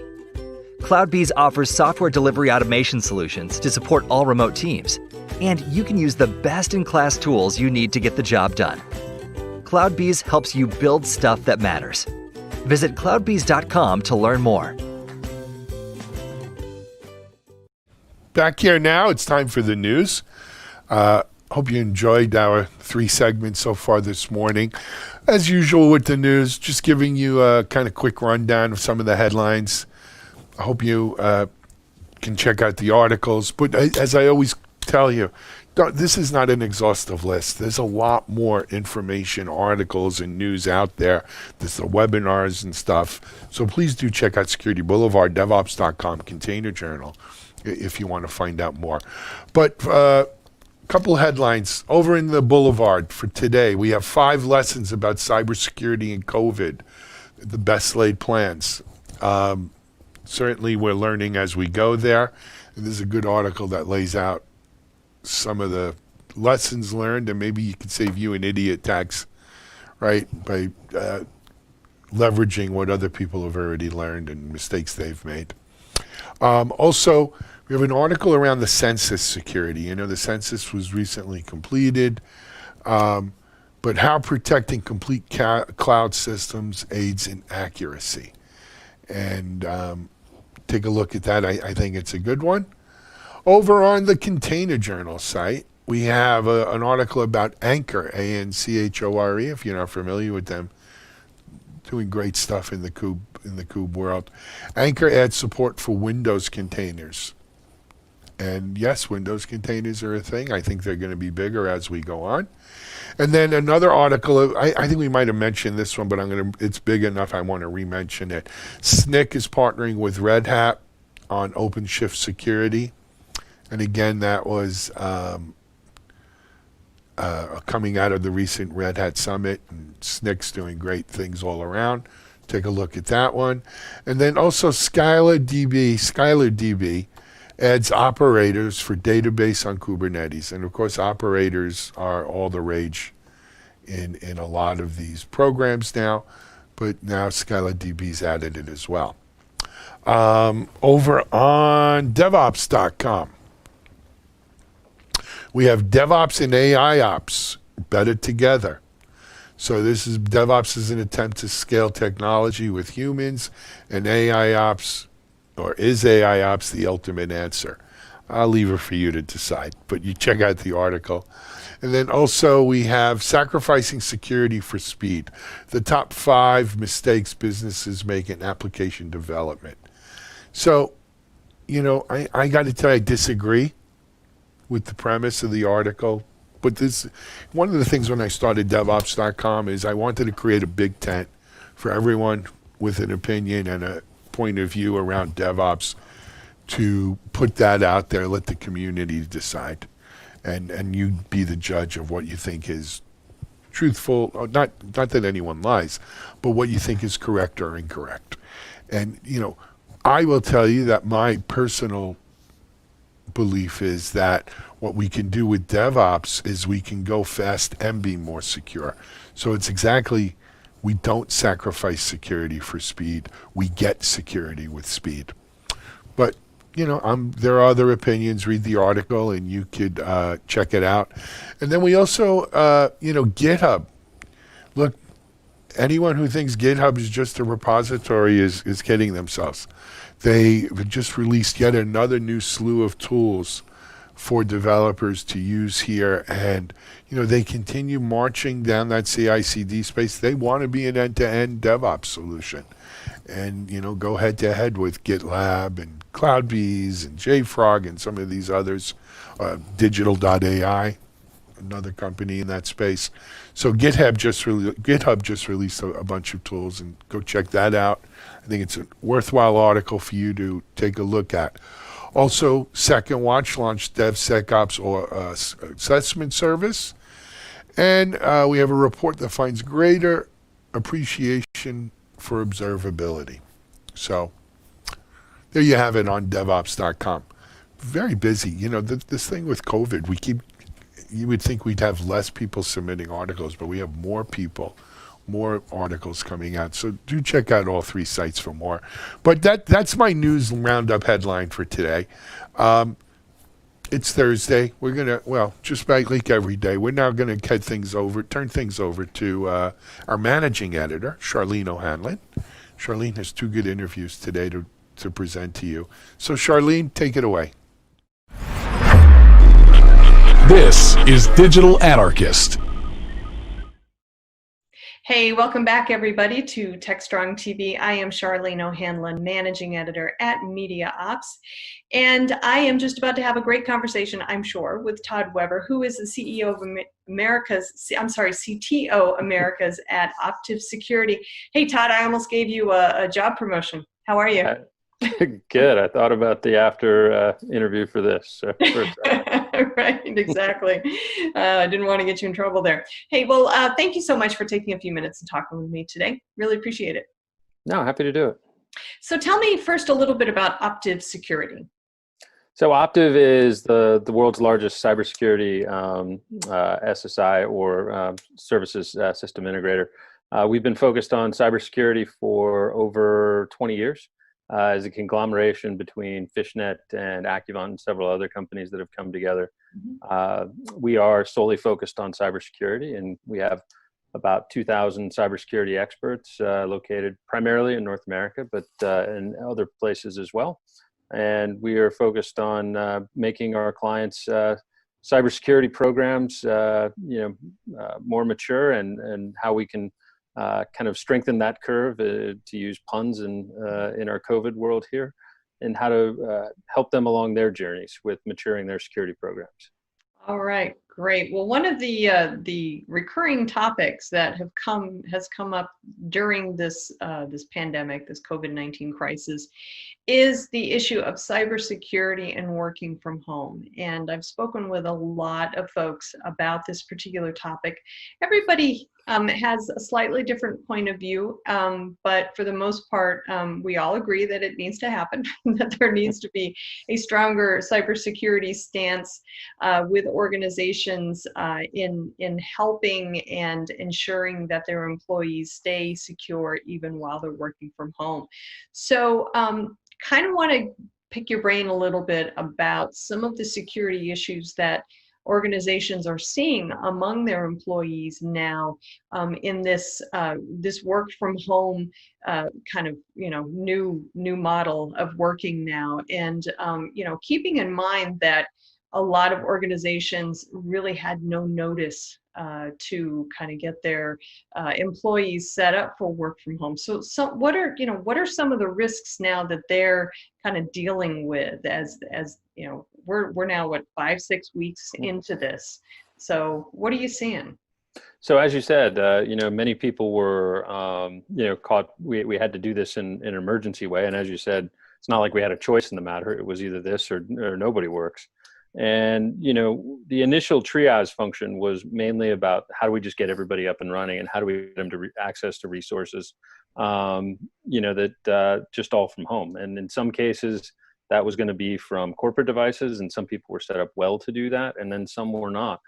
What it did is it exposed some technology challenges at first, with just how do we get everybody access to everything, and then VPNs were certainly prevalent towards that, and SASE solutions were certainly prevalent, and then multi-factor had to be scaled up because now everybody was remote, and it was a function of not where you are, meaning like, all the controls were, whether you were in the office or out of the office, because everybody was out of the office, and you had to get all the controls in place, or at least minimal sets of controls, but not everybody was even able to do that. So it was, how do you perform alternate access? How many assets do you maybe have to expose directly to the internet that you wouldn't normally expose? Or could you come up with alternate access strategies using VDI or other methods? What we were trying to tell people though is like, please, take risks, because everybody has to take on additional risk during this time, but it was take intelligent risks, understanding what the impacts were. And despite that, I mean, we see signals that, not everybody could do that. For example, like if you look at Shodan, we recommended to people not to open RDP directly to the internet, as that was, a major vector for ransomware, especially for healthcare organizations. That was really exposing them. And, if you look at Shodan, we've seen since March, or I think it's since January. Yeah. So it's hard to say when March, that we've seen over 1.5 million net new devices show up on RDP shares. Yeah. So, I mean, these are obviously marks of desperate, times to call for desperate measures, but there are acceptable risks and unacceptable risks to take. And we were thinking that those were more towards the unacceptable side, and there were alternate solutions that people could come up with. And now that initial technology triage is kind of, on the ebb now, I mean, meaning, most people have either figured it out or they didn't figure it out. Right. Now it's like, okay, did we catalog all these risks? Did we, how did we approach each of these risk functions? And then how do we go back and now start assigning controls to each of these additional risks that we did? In some cases, those are pretty easy to manage. They didn't take too much additional risk, but in some cases where they had to use BYOD, meaning, they had to, use, their employees' home computers or home laptops or home iPads. And, what kinds of data streams got stored locally on those, what sorts of information is stored. And now we're all having to go back. And then where I eventually see it is now people start to look for how did we, expose the business process side of this, meaning, these things that we put on ourselves, like, corporate controls that said, for me to get this business transaction done, it needed to go from here, and then somebody manually moves over to this other person's desk, and then that person signs it, and then it has to be notarized. I mean, and these are just corporate control functions that, companies have had for many, many years. And then all of a sudden you can't do any of that anymore. Right. Try to get a notary to come to your house. It just doesn't work that way. And, so people will really start to change. And this is what I think, will be one of the more fundamental transformations, because technology only works in so many different ways. It's finite, and, you can, change your priority functions for it, but you can't, you can only do so many things with technology. But with business process, you can really fundamentally change how your companies work, and then start moving towards digital controls. And this is what I think the new definition of digital transformation will take on, is how to take all these manual controls that people have in place, and how do we put digital controls, and then what risks is that associated with those digital controls, and how do we mitigate those risks? Sorry, long-winded answer to your question. No, that's totally awesome. I love that. So I wanted to touch on your comment about business controls or business processes. I mean, that's one thing that I don't think a lot of organizations really put a lot of thought into, and with good reason, they didn't really have the time to. But do you see possibly new technologies such as electronic signatures and other types of quote unquote convenience technologies kind of becoming more the norm with organizations, and what impact might that have on their overall cybersecurity stance? Well, I mean, yes, I mean, those technologies will certainly get their day, and not that they aren't already having their day. I mean, many people use them already. Mm-hmm. But I mean, you think of not just, in how you do, business to business transactions, but also, how consumers do transactions, like, many states where you have to physically be in an office to actually sign for a house, or, mm-hmm. These kinds of things is where I definitely think people will be reviewing. Some are regulatory, though. I mean, some require wet signature, and those will have to be assessed and evaluated. I mean, you even think of, Congress, which had to come back to DC today. I imagine they're a little scared. Yeah.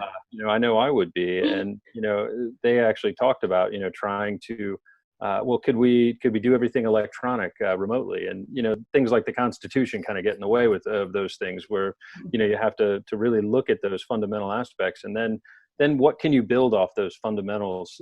What has to be done, and then what controls need to be in place for that? What sorts of risks do you expose yourself to by using those? What sorts of additional components come into play? And then we have to mitigate those risks. And, businesses take on risks every day. I mean, we're all in the business of doing that, but we're all in the business of managing those risks. So it's just assessing, like, how does that expose you based on your business, and what other business controls that you have? What additional risks does that apply to my business? And then how do I think of other technology controls that can help me mitigate that? And, within business process, that's where you get into, there's a myriad, there's unlimited sets of controls that you can put in place with that. But you're just using technology functions to assign to those. And, I'm interested to see the creativity, because, I mean, honestly, we all got caught here with a lack of creativity. Mm-hmm. Meaning we just never saw this kind of problem. We always kind of said, well, I mean, we may be down for a couple of days, or it may be a terrorist event, or it may be but something localized. Nobody really, thought of, like, well, what if none of us could go to work for several months? That just never really came up in most people's thought patterns. And they usually said, well, if that happened, well, we're all in a world of hurt anyway. Exactly. So The we world's just, we on just fire. never, Forget it. yeah, we just never came up with situations. But you see Right. many companies that, you know, had adopted many forms of digital transformation, whether or not that was through SaaS application functions, to where they could scale up and down much easier than, you know, companies that had hybrid cloud models or still in just traditional, you know, private data center functions where everything was secured, you know, based on geographic controls as opposed to digital controls. So anyway, sorry. No, don't apologize. It's great. So, you know, my next question has to do with these, you know, just the fact that we have had every company, basically every company has had to change the way that they do business to be able to survive during this. But do you think that these companies are kind of taking the tack of looking at this as much as a learning experience as it is as much a survival experience? I mean, do you think that companies are going to kind of take away lessons learned from this, and so the next time, and I think we all pretty much agree there is going to be a next time, you know, what they can do better, faster, and to keep their employees even more productive? I certainly hope so. I mean, I certainly hope people will take it as a learning experience, although the survival experience is very real to many people. Right. And so there's that aspect. And, you know, depending upon what vertical you're in, you know, it's even, you know, been more or less impactful there. I mean, you know, for, you know, the retail and the restaurant and hospitality industry, I mean, they're in survival mode, and how they can try to learn from this experience is a bit more limited than, say, like health insurance providers and financial providers, who are more trying to, okay, how do we, you know, broaden our resiliency? How do we think of different ways to, you know, adapt our revenue streams where, you know, many companies don't even have that option. It's like, I'm in the hotel business. If people don't stay in hotels, no matter how many lessons I learned, I can't really change that. So many people will take a lesson learned, and I do see some fundamental shifts that'll come out of this. You know, this is just personal opinion, but I think things like telehealth and telemedicine will, it's not that those haven't been around before, but they've only kind of been, you know, like the last page in our benefits handbook. You know, now I think those will be the first page in our benefits handbook. When you think about it, who really likes going to a doctor's office or to a hospital? I know I don't. And if I can accomplish what I want to over you know, Zoom and or, you know, a convenient platform to do it, I would much rather do my, you know, my healthcare needs that way, if I can, you know, keep it secure and everything stays the same. Yeah. So I think that those kinds of lessons there are hard learned lessons, but they will be done. But, you know, there are certain industries that are just more you know, sensitive to this kind of pandemic, and some will just have to learn how to survive. Yeah, I agree. And you know, I think we all agree that we're going to see a second surge of this, whether it's, you know, 3 months from now or 6 months from now. But I know you have you kind of put together some tips that you think organizations should keep in mind to kind of shore up their security for the remote workforce. Yeah, we put together several checklist functions from work from home, and then threats to the work from home environment that hopefully, you know, people can use as a guide to be able to make themselves safer and reduce those risk footprints that we've talked about here. All right, great. So when do you think we're going to see that second surge? What's your opinion? I kind of feel like I need to like start like placing bets. Is it going to be September, October, November? You know, I mean, again, not being a medical expert, right. You know, as far as the it is concerning to see that, you know, maybe we're opening too early. I don't know. I mean, I hope not, because I know how tired my personal family is of you know, staying at home every day, all day. Yeah. But I hope we can work our way through it. I mean, as far as the technology aspects of it go, I think we're going to be in a much better spot. And like I said, I think, you know, most people have figured out how to get people to work from home, but it'll be really so for, like, say, retail. How can they convert over to online, you know, from brick and mortar to online very quickly? And I think they've at least made those decisions, but how can they live and survive and adapt to that and being an online? And do you create it yourself, or do you attach to Amazon? You know, I mean, things like that are very real to people. Yeah, those are definitely questions that organizations, retail definitely, but even even restaurants in where I live, they so many have had to resort to doing online orders, or they were never equipped to do. So they're being very creative in the way that they do that, but I think they are learning the lesson that they need to have that online aspect of their business if they're going to survive. So yeah, I think we're going to see a lot of changes happening over the next few months. Definitely, and I hope that the next time we do this, that organizations will be even more prepared and even safer for especially for their employees working from home. I hope so. I know I've changed some of my mindsets, and hopefully I think many other people have. Yeah, great. Well, Todd, thanks so much for taking the time and talking with me. Really do appreciate it. Appreciate your expertise. No, great. Thanks for having me. All right, guys, stick around. We've got much more TechStrong TV coming up, so please stay tuned.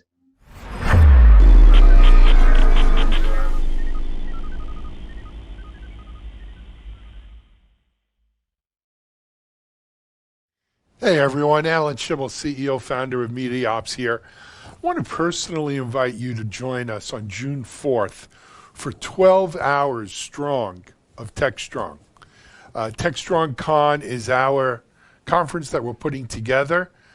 The tech industry is so built, and it was such an integral piece of our existence and identity of going to so many conferences, communicating, collaborating, networking, seeing your friends in the industries, your peers.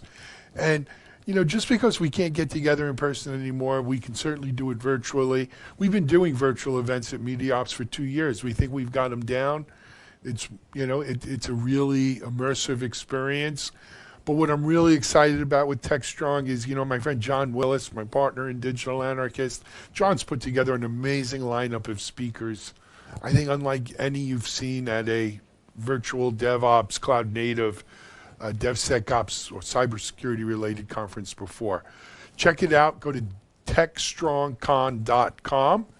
Registration, attendance is free, but space is limited. We hope to see you there. It's 12 hours all day, June 4th. techstrongcon.com. Stay well, stay healthy, stay strong. TechStrong. This is Digital Anarchist. Welcome back, everybody, to TechStrong TV. I am Charlene O'Hanlon, Managing Editor at Devops, and I'm here now with Rachel Stockton, who is the Senior Director of Product Marketing at LogMeIn, and we are going to talk about the LastPass report that came out called The Psychology of Passwords. Sounds like a fascinating topic. Thanks for joining me today, Rachel. I really appreciate it. Thanks for having me. So tell me a little bit about the report. What are some of the highlights that you guys found? So we at LastPass have been doing this report for about 3 years now. We find passwords, well, it's our business, but to be so interesting because there's so much emotion and challenge behind them at times for individuals. Passwords stand between us and the information that we're getting at. And we also know that they can be fraught with risk. Mm-hmm. So what we really discovered in this report is that the concept of cognitive dissonance, the idea that I know what I should be doing, but I'm going to do something different, mm-hmm. is ripe when it comes to passwords. Mm-hmm. We found, I think it was 91% of people say they should not reuse passwords. They understand that. And 66% of them still are. And we all have those things in our life. Ben and Jerry are close friends of mine too, but it's that dissonance that is so interesting. And really understanding why are people still feeling this way?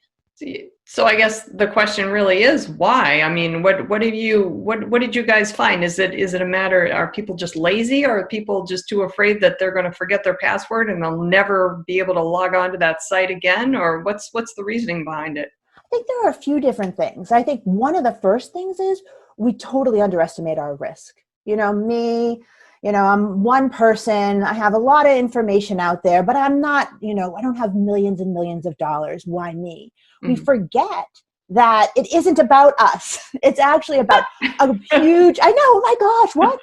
It's about a huge amount of people at once. And hackers are going in there harvesting huge amounts of data, and you're one of those. And if you are not protecting that password and being smart, then you're making that risk higher. So I think that's one.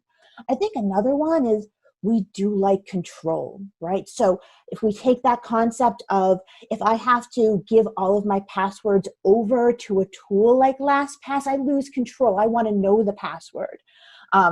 They're afraid of forgetting that information. But at that same time, people are still like saying they're going to be memorizing passwords. So more than 50% of people say that they are still going to memorize their passwords. And what we found is that on average, people have 40 different accounts as a consumer that they're accessing. And so that's a lot of passwords to remember. And then they do that by reusing them. I have a dog, Fiona. So one password could be Fiona, Fiona 1, Fiona 2. And I'm not going to say that's lazy, but if you look at I'm going to memorize as the way you're approaching it, it's really the only way. So, yeah, I would imagine a lot of that is compounded by the fact that we're moving swiftly to, especially with this kind of new work from home paradigm that we're all living in, a lot of business applications are now web-based. And so you're compounding those consumer applications that folks need to log on to with the business applications and kind of mixing the two. And I imagine that creates an even higher security risk that both consumers and businesses need to be aware of. Yes, I think already we saw a lot of blending of work and personal in life as people were normally working from home or doing work at night and things like that. But now, as we've really transformed how we work, the concept of shadow IT coming in, people bringing in more apps, less control over what you're able to access at the moment, and even just more online applications as individuals that we're using to find new ways to get food delivery or other things that we had in real life coming virtually. I think it really is compounded. And one of the things that we find really important is this concept of multi-factor authentication. So, not only just a password, but adding a layer on top. Something you might know, something that you might have, or something that you are, like biometrics. On a good note of the cognitive dissonance is that we have found that more people are using multi-factor authentication in their consumer life. But on the business side, we actually found that only about 37% of them are using it for work. So I think that it's really a call to organizations that as your workforce is now more distributed and realistically not going to go back to normal, probably ever, that we really have to make sure we have that second layer so that even if there is a data breach, you know that nothing can really happen with those passwords. So you actually just answered two questions that I had for you. And one was about multi-factor authentication. So thanks for that. We've been hearing a lot about multi-factor authentication and other types of authentication as well. So it's good to hear that consumers are understanding the benefits of kind of at least the two-layer security for their accounts. But why do you think that businesses have not been as quick and accepting, if you will, of multi-factor authentication or other types of two or more factor authentication methods? I think that it really probably depends a lot on the business industry as well as the size. As we look across businesses, we do see larger organizations employing them more.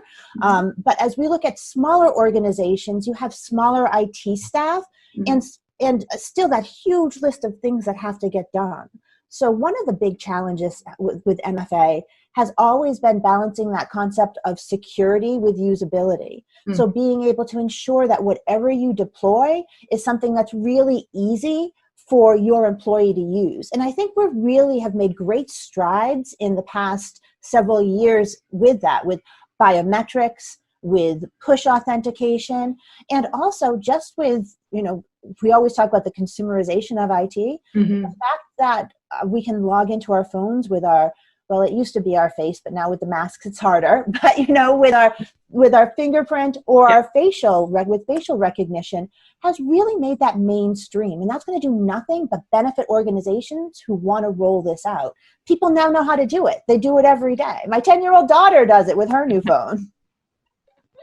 Yeah, it's true. It's and I also think that younger people are a little more attuned to it. They're used to it, so they're a lot more accepting of the technology than perhaps some older people who maybe consider it an invasion of privacy to have, your fingerprint or your iris or something that is so personal, but is being used as an authentication type. So I think it's really interesting to see how the younger generation in general works with technology, but specifically with password technology, authentication methods. So what do you think that consumers and businesses are doing right when it comes to passwords? Well, I think number one, awareness is really important. So I'm really glad education is there, but I do think that they, on a consumer side, need to let go of that concept of control a bit. There are, here at LastPass, we have password manager solution that can help you save and fill all of your passwords. You don't have to worry about it at all. But I think what's most important too is that they do think about that second layer. Because if that password is breached, you do want to make sure that there's something else that hacker needs to do to be able to use it. And then, take your time and clean up your password practices now as you're binging on Netflix. Who's got time for Netflix these days? I can't even tell you how much TikTok I have seen being created, and I have participated in some at some points. But yeah, I laugh because it's absolutely true. So, and because that's all we can do right now. Otherwise, we would just cry. So that's true. That's very, very true. That's very, very true. So, Rachel, thanks so much for talking to me about the psychology of passwords. Is this a report that folks can download and read on their own? Yep, you sure can. You can, if you go to lastpass.com, you'll be able to download Psychology of the Passwords. Excellent. Excellent. Well, we should do this regularly. We should talk about the report every time it comes out, see what's different from year to year. Definitely. It's a yearly report, right? Yes, it is yearly, and it is really interesting to see different trends, and I think it'll be really interesting even to look potentially generational, like you mentioned. Yeah. All right. All right. Great. Well, thanks, Rachel. I appreciate your time.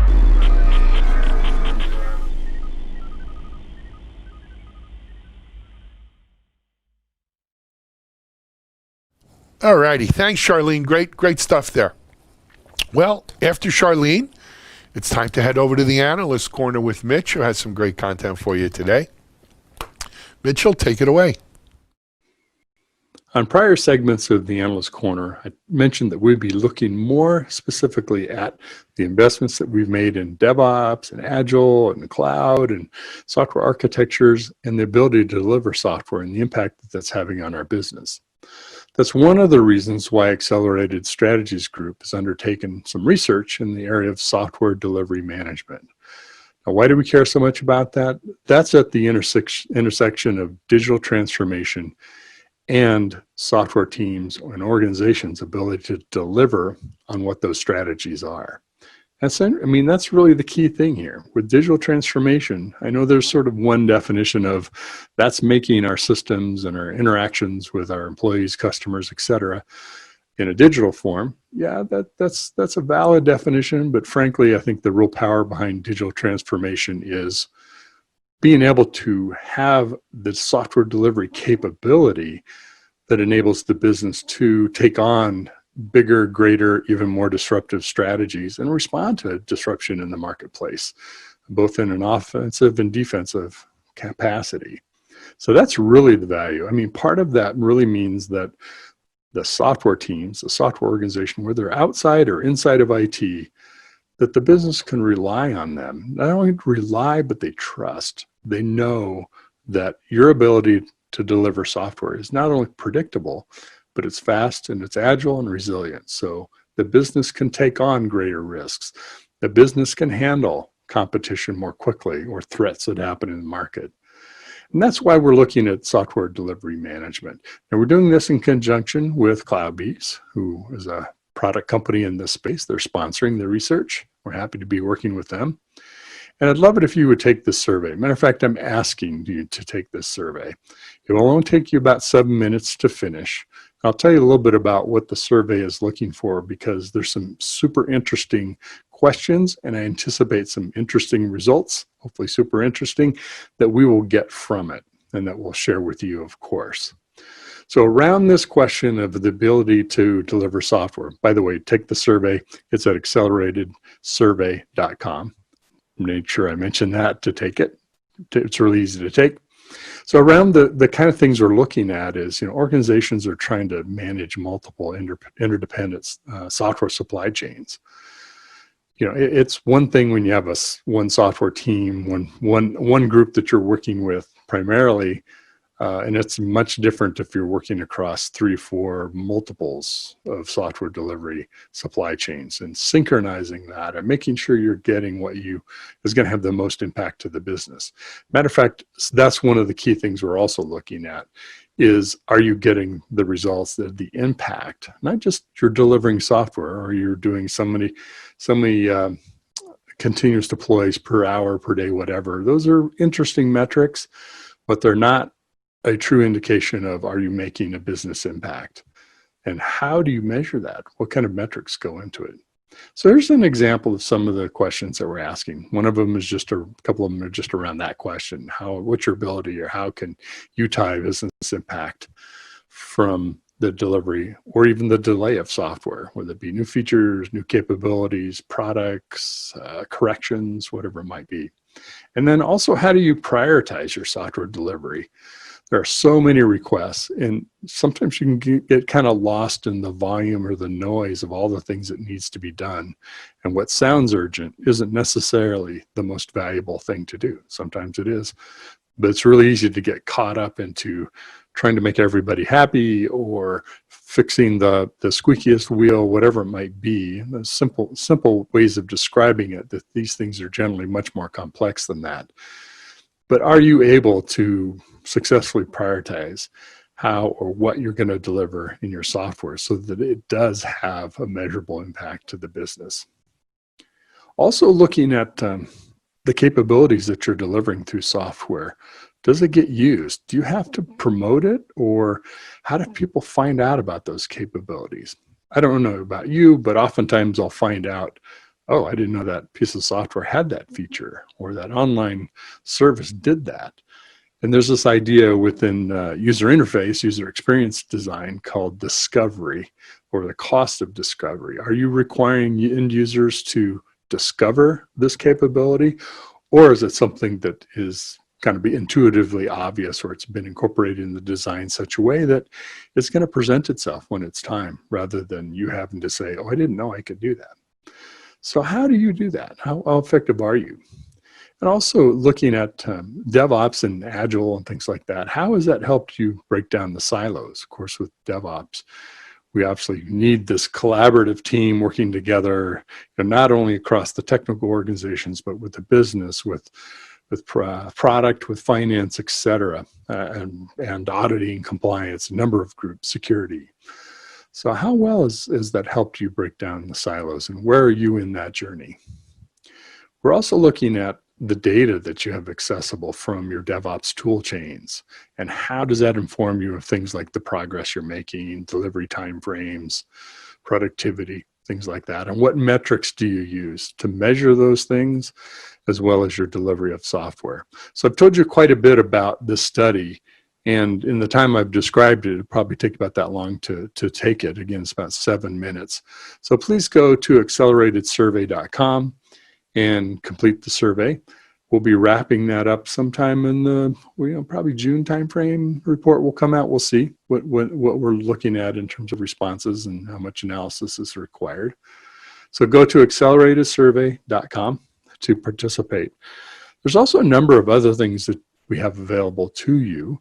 If you go to the Accelerated Strategies site, we offer a 30-minute free inquiry with one of our analysts. Now you might say, well, is that just a sales pitch? It's one of the things that's extremely useful for us is a way of connecting with people that we haven't been talking to, new people that, yes, you may become a customer, you may not.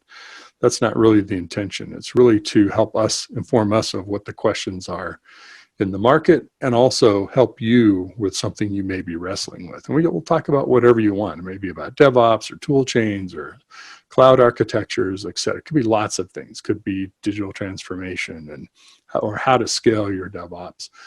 All kinds of great conversations happen. And of course, those are conversations with analysts. And again, it's free. We don't charge for it. Sometimes it leads to a longer relationship with you. Sometimes that's just the conversation that we have, and we connect on LinkedIn, and that's it. Either way, it's a success, and we certainly find it extremely valuable, and the feedback is that others do as well. There's also a number of great resources on the Accelerated Strategies site, which is accelst.com, that you have available to you. Many of our analysts are authors. Some of those are free downloads. Some have partial downloads that are free. You can also buy books. But they're writing on things like the impact of automation and AI, DevOps and engineering, and DevOps and how to do digital transformation. There's a succession of books that a number of our analysts have written over time. So you kind of see the evolution of this DevOps journey and some of the cloud and other technologies involved. We have a lot of free videos. We're obviously part of TechStrong TV and providing content on a nearly or almost everyday basis that TechStrong TV is on. And of course, interviews that we do with companies, we do at conferences, we do as part of the programming on TechStrong, we have podcasts, we have white papers, we have reports, we have all kinds of things. And this all goes to the underlying important principle of Accelerated Strategies Group, which is knowledge wants to be free. Now, it sounds like a tagline, and it is, but we do believe that. We don't charge for our content. You don't have to go to a paywall and download the report for $500 or $2,000. It's there, it's available. People have already paid us to do that research. And so we're happy to provide it to you. So please check it out. That content is free, a number of resources to you. And I wish you the best as you take our survey and participate in our software delivery management research. Thank you. ContainerJournal.com is the leading online destination for centralized computing-related content. ContainerJournal.com covers all aspects of software containers, from container management, data management for containers, container security, networking for containers, to the entire container ecosystem, Kubernetes, microservices, serverless, and more. ContainerJournal.com has the largest selection of container-related news, featuring breaking news, blog posts, podcasts, and more. Visit www.containerjournal.com to learn more. ContainerJournal.com is operated by MediaOps Inc., the team behind Devops.com, Digital Anarchist, SecurityBoulevard.com, DevOps Connect, and DevOpsDozen.com. Thanks, Mitch. Good job as always. Well, it's Thursday, and that means it's time for the Vizard of channels with his channel roundup, Mike Vizard. Mike, what do you got for us today? Hey, thanks, Alan. All right, guys, I know we've been talking a lot about COVID-19 and the economy, but it's starting to feel a little like we're getting back to business. This week, of course, was the big IBM Think Digital online conference. So there was a keynote, the first one from Arvind Krishna. I'm not sure it counts as his first one because, well, it was all in a digital format, which is kind of like sending a bunch of video postcards, kind of like this one. But it was interesting nonetheless because he was positing the argument that COVID-19 will become a pivotal turning point in the acceleration of the adoption of digital business. His argument is that organizations are going to figure out that they need to be a lot more flexible and resilient, and there'll be a massive shift in new applications and new systems and everything moving maybe into the cloud or hybrid or edge computing, and all these things will take off because there's going to be this seminal moment where everybody comes back from this event and says, hey, we really need to change the way we operate and think about how we're going to do business going forward. Hopefully for all the channel partners, that's how things will work out. In the meantime, IBM is talking heavily about AI and operations.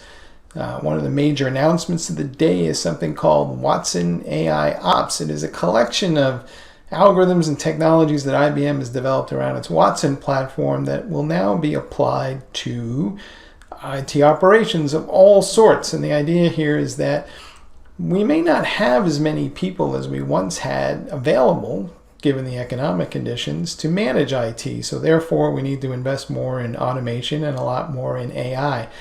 These things won't replace humans. We're not at that point where we're going to have bots running everything, but we will get to the point where we can have maybe super administrators who can manage IT at a much higher level of scale than previously, and we'll have this kind of bonding of the man-machine interface to make IT a lot more efficient. At the same time, IBM was talking about an edge computing strategy that will leverage something called Open Horizon. It's an open source project that they helped drive. It's now being developed under the auspices of the Linux Foundation, or the LF-Edge people.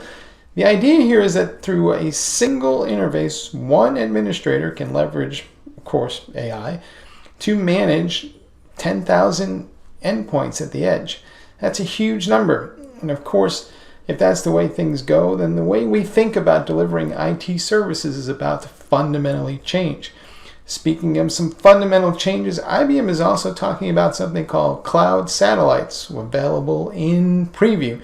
The idea is that you can take an instance of Kubernetes and drop it on an on-premise environment and then manage it as an extension of IBM Cloud.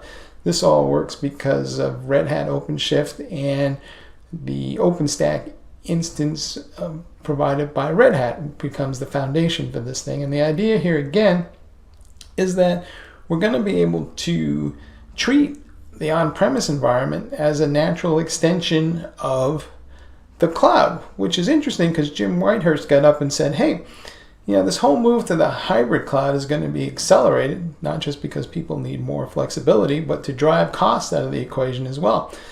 The days when people could afford to run multiple clouds are coming to a close.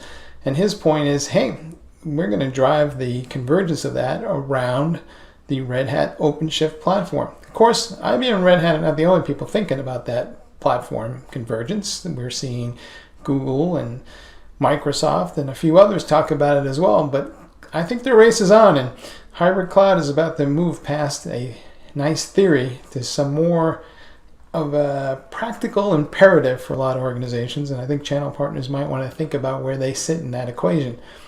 Of course, there are other interesting things going on in the world from a tech perspective this week. Dell rolled out PowerStore, or at least an update to it, but what was interesting about it is that not only did they rewrite the entire operating system for PowerStore, but they added a virtual machine, so now you can run applications right on the storage. The idea is that you might want to run an analytics application right next to where the data that's being analyzed resides to drive out latency. That's a huge idea, but it also kind of says, hey, maybe the storage systems and the server systems are about to converge. It's not just about an HCI kind of convergence, but more about it's just making them one and the same. It turns out that NVMe interfaces are kind of key to this. They have all the bandwidth that you need to kind of drive that level of convergence, and we might not be able to distinguish what's a server and what's a storage system in the future, and that has some interesting implications for how channel partners are organizing their own practices. Meanwhile, arch rival HPE updated the GreenLake Central portal, and this is the mechanism that they use to monitor what people are consuming for the GreenLake platform, and also making it the place where you download third-party applications and tools. And they expanded that range of tools outside of HPE to include partners such as Cohesity. It'll be interesting to see as we go forward how much IT organizations are going to rely on vendors to drive automation versus, say, partners or themselves. It looks like, to me, a lot of organizations are saying, hey, we expect now that the vendor is going to provide some level of managed services and the partners will resell that. Of course, there's MSPs out there that are providing that same level of capability themselves that they built from the ground up. it will be some tension in the business as to determine whether or not who's going to be the provider of the managed services and who's going to get the highest margin as a result. But we'll see. HPE is saying they already have 800 customers for GreenLake, so clearly some traction is heading that way. Other new tech to think about is from New Relic. They launched what they're calling the democratization of dynamic tracing. Basically, they collect the data in the cloud and do the analytics over there, and then they present that to you through a graphical user interface that you can then examine or analyze the root cause of any given issue. This is much better than traditional sampling used in IT monitoring because you get to the root cause of the problem versus what might otherwise be considered a suggestion. Dynamic tracing is coming. It's going to be a huge deal, but the question is, where do you store all the data that you need to analyze and that's gathered by all those agents? And it turns out that that's no small task. So if we can put all that up on the cloud and keep it there, and we only need it for, maybe a week or so, then we can get rid of it. It becomes a lot more practical. So maybe dynamic tracing will be more of a service. Finally, the Linux Foundation launched Trust over IP. This is an initiative to define what digital trust is going to be like and make it more efficient, both from a legal perspective and a technical perspective. The technical argument is that, do I really need somebody who's a third party to authenticate my identity to you when we're trying to do a transaction or business? Or can we get to the point where the technology will evolve where we can just conduct a transaction because we know who we are? It's called digital trust. Now we're also trying to figure out how to get governments to recognize that as well. This may obviously take some time, but there's working groups being formed, and it's going to be a much bigger conversation as we go forward in terms of how security is managed. Because today we spend an inordinate amount of time and money trying to establish identities, trying to get everybody figured out who they are and what they can access. And maybe there's a more efficient way just to bake that into the system as a whole. All right, guys, that's all we got for this week. Thanks for spending some time with us, and back to you, Alan. Devops.com is the #1 online destination for DevOps education and community building. Devops.com covers all aspects of DevOps, including DevOps best practices and tools, DevOps culture, DevSecOps, business impact, continuous testing, continuous delivery, and more. Devops.com has the largest collection of original DevOps content, featuring breaking news, blog posts, podcasts, and more. Visit www.devops.com to learn more. Devops.com, where the world meets DevOps.